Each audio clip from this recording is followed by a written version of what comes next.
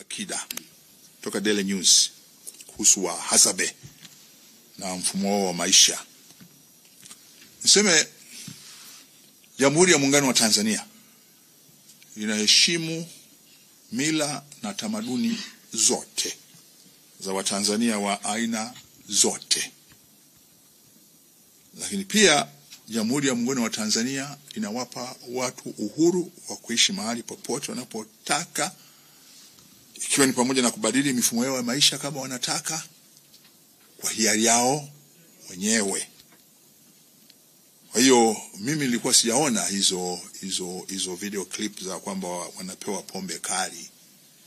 Sasa maadamu umeniambia hili la pombe kali, kuwapa hao watu pombe kali ni jambo ambalo ni kinyume kabisa cha maadili. Huwezi kuwageuza watu kuwa walevi, na huwezi kutumia nafasi yao kuwa, mimi kwangu naona jambo hilo si jambo mwafaka, na linaweza kuwa pia la kuwatweza.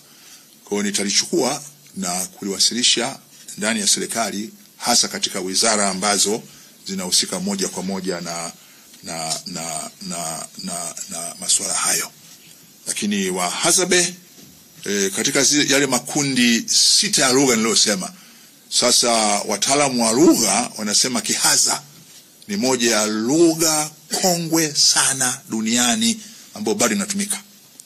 Kwa hiyo moja ya maeneo ambayo wizara tunataka kuyafanyia kazi sasa ni kuona namna gani tuweze kuhifadhi na kuitunza hiyo lugha ya Kihaza inayozungumzwa na wahadzabe, ambao ni moja ya lugha za zamani sana. Zamani walikuwa wanaichanganya na lugha na kundi la Khoisan, ambao ndio hawa Wasandawe na wale walioko Botswana na Afrika ya Kusini, lakini sasa imeonekana ni kundi. Lakini pia wizara yetu katika kuangalia urithi usio kamatika au urithi usio shikika, au mmoja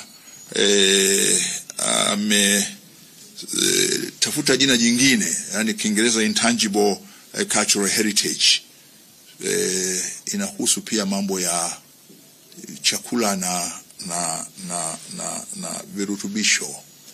Na wahadzabe wana maarifa ya asili, indigenous knowledge, kuhusu aina ya vyakula, aina ya matunda na aina ya miti, sasa ambayo pia ni tiba.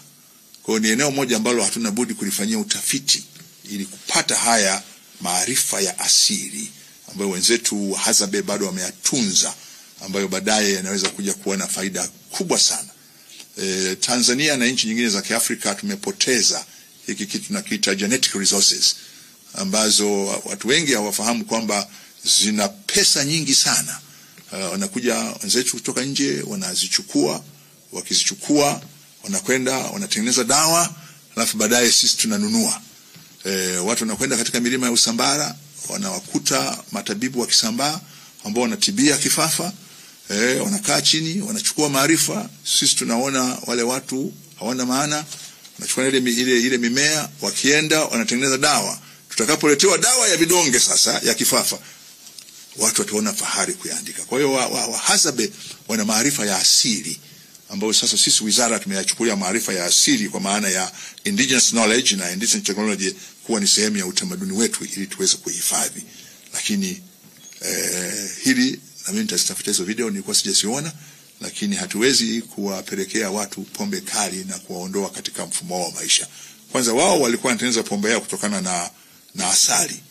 Tuache huko kama ambavyo Waathu na wanaendelea kutengeneza ndengerua ya asali, wengine wanatengeneza rusuo kwa asali, wengine wanatengeneza nini, na hawa tungekwenda tujifunze hiyo pombe yao ya asili. Lakini kuwapelekea haya makeivanti, nataka kuamini hivyo, inaweza kuwa ni jambo ambalo sio mwafaka. Nije kwa ndugu yangu Deus Magale. Sidhani lililofanyika kwenye Kariakoo Derby ni wizi wa fedha. Hapana. mashindano huahirishwa, na akiahirishwa walioyaandaa lazima waweke taratibu ama za kuwarudishia watu, mara nyingi kuwarudishia fedha watu waliofanya hivyo. Najua sitaki kwenda sasa, muda hautoshi. Ili uwe wizi inatakiwa uthibitishe vitu viwili kwa Kilatini, actus reus na mens rea, na hapo sioni kama palikuwa na mens rea. Sana sana panaweza kuwa na actus reus. Kwa hiyo tuangalie hilo. Idadi inazidi kuongezeka. Idadi kamili nitaitoa, lakini idadi imezidi kuongezeka baada ya serikali na BAKITA kuwahamasisha Watanzania wengi kuchangamkia swala hili. Na wenzetu hao waliotaja nchi za jirani hawajasukumwa na serikali zao, ila wao wenyewe wamechangamkia soko. Kwa mimi nitoe rai kwa Watanzania wote kuchangamkia soko la kwenda kufundisha Kiswahili. Lakini pia nitoe rai ili tuwe walimu wazuri wa Kiswahili, pia tuwe na uwezo wa kujifunza lugha nyingine. Ni rahisi sana kufundisha Kiswahili unapojua lugha nyingine. Na katika kipindi hiki cha uhamasishaji ni takriban Watanzania kama 37 ndani ya miaka hii minne, ambao ni juhudi kubwa ukilinganisha na idadi ilivyokuwa hapo nyuma. Lakini ni matarajio yetu kwamba sasa idadi ya Watanzania itaongezeka, na vyuo vyetu vikuu sasa vimekuwa vinafundisha Kiswahili na lugha nyingine, Kiswahili na Kiingereza, Kiswahili na Kifaransa, Kiswahili na Kichina, Kiswahili na Kikorea, Kiswahili na Kijapani, Kiswahili na Kizulu, Kiswahili na Kiyoruba, ili uweze kufundisha lugha Kiswahili na Kijerumani. Kwa hiyo mpaka sasa Watanzania takriban katika mwaka 2023-2024 Watanzania 37 wameweza kupata ajira. Idadi inazidi kuongezeka. Idadi kamili nitaitoa, lakini idadi imezidi kuongezeka baada ya serikali na BAKITA kuwahamasisha Watanzania wengi kuchangamkia swala hili. Na wenzetu hao waliotaja nchi za jirani hawajasukumwa na serikali zao, ila wao wenyewe wamechangamkia soko. Kwa mimi nitoe rai kwa Watanzania wote kuchangamkia soko la kwenda kufundisha Kiswahili. Lakini pia nitoe rai ili tuwe walimu wazuri wa Kiswahili, pia tuwe na uwezo wa kujifunza lugha nyingine. Ni rahisi sana